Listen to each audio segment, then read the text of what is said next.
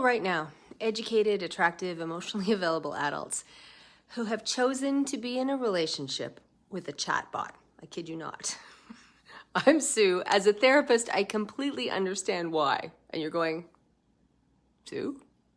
Stick with me. This gets worse before it gets better. I want you to think about that. So this is, this isn't a film with Scarlett Johansson. I've been a sex and relationship therapist for 30 years in the trenches of human connection. And nobody in the dating space is talking about this honestly. And it came across with somebody in my group. I'm like, what? But the AI companions are winning.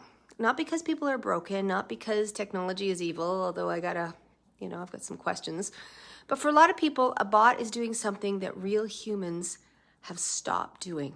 If you want to date successfully or stay in a great relationship, you need to understand that the thing, and nobody's talking about this, is this idea that people need to be heard. And we're going to go deep, and we're going to have a little fun at the expense of the modern dating landscape, which I do all the time. So if you're just new to my channel, I'm a dating over 40 expert, and we talk about what's happened in the last number of years, especially post-pandemic, about what's going on with dating. So apps like Replika, Character AI, and dozens of others now have millions of paying users who consider AI their romantic partner. Some are grieving, some are lonely, and if you saw the Saturday Night Live thing, it was a story about a woman having a relationship with a chihuahua. They're out of a terrible marriage, they're practicing being a human again, and their chihuahua is their boyfriend, right? AI gives them what the dating apps don't. It listens without distraction. It never cancels plans. It asks how your day was. It actually waits for the answer. How was your day? I know. And you're thinking, Sue, that's so sad.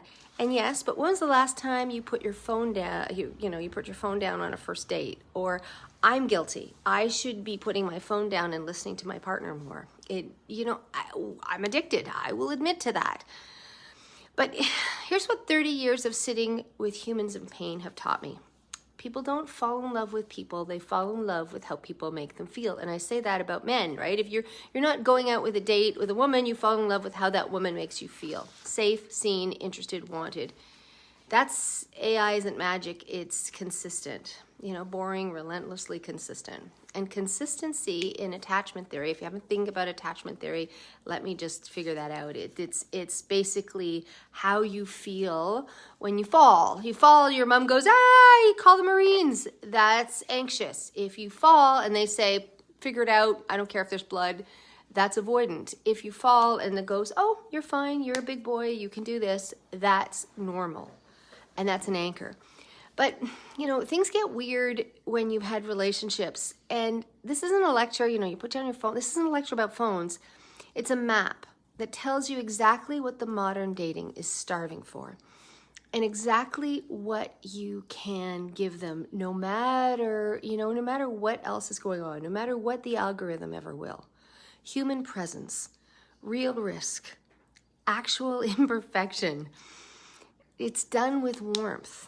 And, I keep talking to people, that's the dating apps all over again. And the most attractive thing left on the market is reality and authenticity and vulnerability. I talk about vulnerability being a superpower.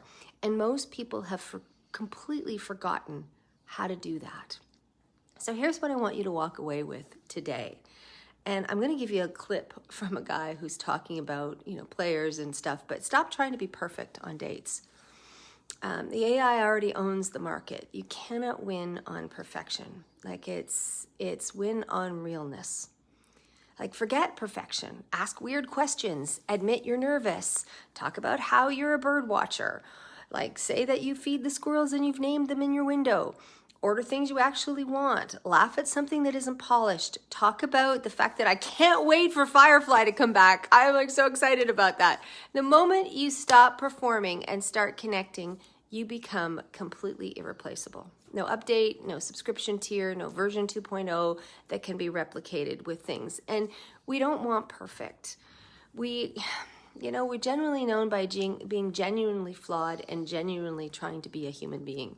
It's still the most powerful thing in the world. You just have to be brave enough to offer it. And, I want to help. right? If you are looking for connection, check out, I have a group, Over 40 Connect. If this hits differently, share it with someone who's been on so many bad dates or has given up.